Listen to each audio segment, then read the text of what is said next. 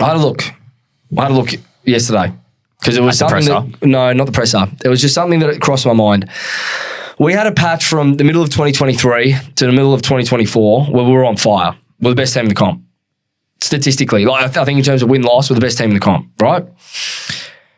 Prior to mid-2023 and since mid-2024, we played 47 games. I've seen what you're talking about. We've played 47 games. Of that 47, outside of that purple patch that we had, right, from mid-2023 to mid-2024, we've won 18 games from 47. We've got a 38% win record in that time, which is down there with West Coast and North, really, across the better part of the last 2 years, if you break that down. So clearly, we're not a consistent football team. As much as the club wants us to believe that they want to be a consistent football team, you can say whatever you want. You're not. You're as inconsistent as it gets. On Voss, we speak about this a lot. I'm just going to pose a question to both of you, right? Because I know where I was on fan cams after the game on Friday. I've said my bit, and I'm happy to reiterate after you guys say whatever you need to say. In this moment now, reflecting on where we're at and looking back over the last 3 years, where does the accountability lie? Just give me your answer. You can go first. You can go second. Where does the accountability lie if you are to place it with anyone? Players. Players? Players, 100%. Players, yep. 100%. At this point, it has to be. Can I just say, because I've seen a lot of comments tonight in the live chat, a lot of comments, sack him, it'll be his last press conference before he's sacked and blah, blah, blah. Someone put it on his car park. Did you see that image? No, it was in Thornbury. There was sack Voss all over Thornbury on the roads. Yeah. In Carlton. Like I get it. There's a lot of people that aren't happy with the coaching at the moment. But I'm sorry, Friday wasn't coaching. It wasn't, because he can't go out there when Lewis Young's got the ball 50 metres from goal to ice the game and kick it for him. Yes or no? Yeah, I agree. So, and we've seen at our absolute best with this system that we can make a prelim. So it has to be the players at this point. I think we do also have to stop talking about previous seasons. No, I agree. Personally. No, I agree. I think we still are dwelling a lot on the prelim and what the group's done 2 years ago, 3 years ago. I think it's enough now, you have to judge them for what you're saying. But my point is, within the context of this conversation, right? Yeah, yes. He's the only coach in the last 25 years that's taken this club to a prelim. I'll ask you another question. Yes or no? Yeah, I agree, but I don't know what we have really, and besides sort of not the purple patch, but the start to last year and even the year prior to our purple patch, we had a pretty good start as well from memory. But yeah, look, I just don't think you can sack a coach every 2-3 years. Not when there's not enough accountability on the playing group. And he's not. And the thing is, he doesn't do it enough. In press this is what I'm bringing it up. In press conferences, I don't know whether he's not allowed to, whether they give him, sort of messages but I don't know what it is. But he just reiterates the same thing all the time. People are asking for more of a ruthlessness from Voss. They're asking for it because then that's going to give us clarity on where the accountability lies. There needs to be more. Because if he's hammering the players in his presser, you would imagine that the coach is happy with what the players are performing. You tend to sort of go, okay. And the thing is, it's not about like hammering them to a point and putting them out and like to spotlight them in terms of the media. Sam Mitchell does. Yeah, but like he does. He calls the playing group out. But there's a way. He does. Yeah, correct. But there's a way you do it. He does it very well. Yeah, no, I Sam Mitchell. I don't reckon. No. I reckon Sam Mitchell doesn't give a fuck. He just says it as it is. No, that's what Jules is saying. He does it well. That's what Jules is saying. He does it well. No, that's what Jules is saying. If you understand your playing group and you understand the way they respond, doesn't matter how you deliver it. There's actually it does not matter. It does. Because you understand and you have a good relationship with every single squad member.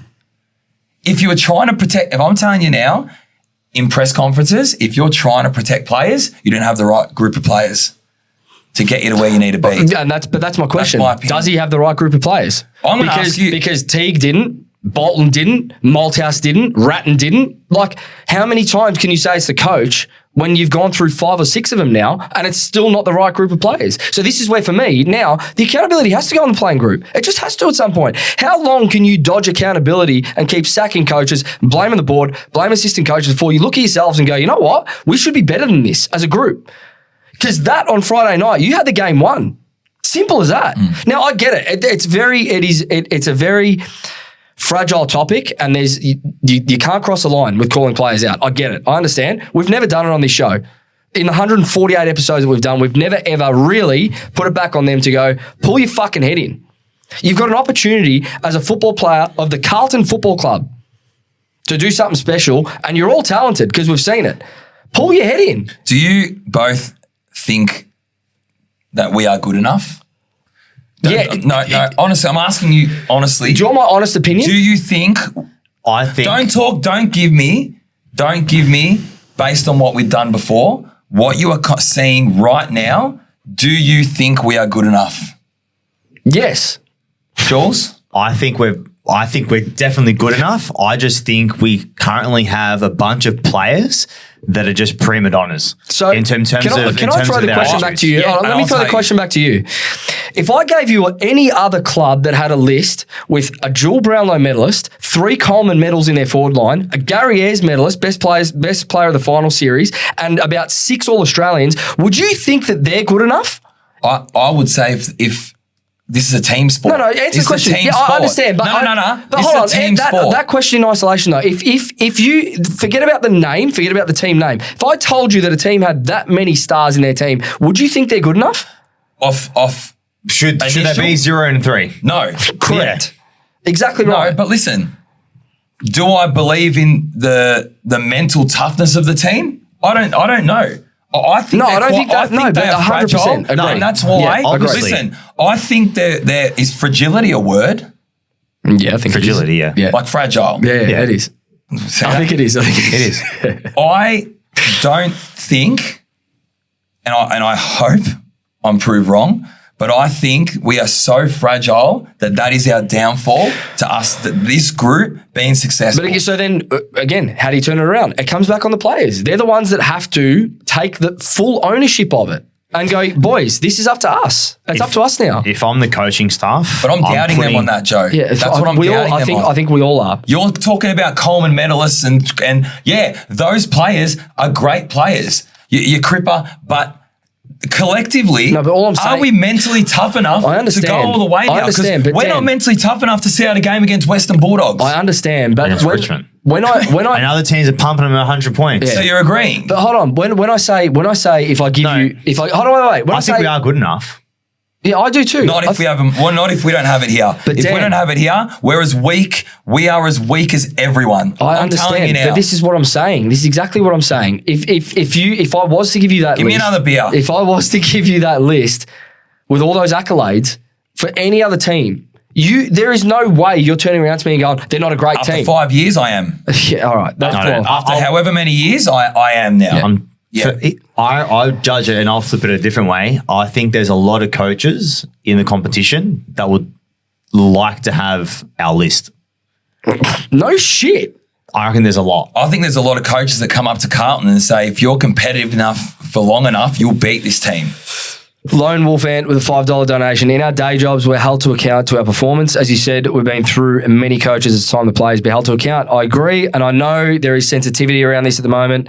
I'm not having a crack at, and I know we used the example of Lewis Young and Silvani with decision-making and that. They're just examples. I'm not having a crack at individual players. I'm having a crack at the collective playing group that are I actually not think taking... Silvani's been one of our better players. He has been, he has been, but I'm just saying...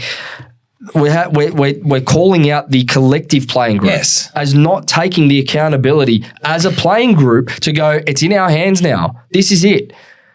And until they are prepared to do that, until they're prepared to face the music and realize it's up to them, nothing will change. Nothing. We spoke about the board last week. We've spoken about assistant coaches. We've spoken about the head coach. Never, ever do the players get spoken about first cab off the rank. At this point, it's on them. It has to be. There's a core group of players there that have been there for 10 years. Most of those 6, and we can all name the 6 that I'm talking about, have a winning record under 40%. I'll give you a stat. This isn't to call out Cripper, right? But I'll give you a stat. Cade Simpson is the most losing player in AFL history. He's lost 215 games in his career. He had a winning percentage of 36.7%. I don't know how he rocked up. Hold on. You don't even know where I'm going with this. He had a winning percentage in his career of 36.7%. Patrick Cripps has a winning percentage across his career of 36.8%. When are you going to turn around and go, I've got to do something about this? And I've got to take everyone with me. How am I, as a leader and someone that's been in this club for 10 years, going to change the culture? Because I'm sorry, it's got to come from someone. It has to. It's not up to him anymore. I'm not saying it's up to him individually. I'm saying it's up to them collectively. All of them need to look at themselves and come together as a collective. What to if go, they're not aligned? Because you brought up comments from Harry Mackay last week saying that winning a flag will not define my career. Yeah, well, hey, and there's no rushness to a flag. Yeah, okay. So if you've got a device. A word? Well, that's I said it in there though. It's not. Well, it was the quote. It was the quote. But anyway, yeah, but you're right. It's not a word. Anyway, fragility. I think we have said what we needed to say on this. I think we're definitely aligned. That's where the accountability now needs to lie. I'm sorry, at this point, when you're 10 years into a rebuild or whatever you want to call it, at some point you've got to put your hand up as a playing group. You do.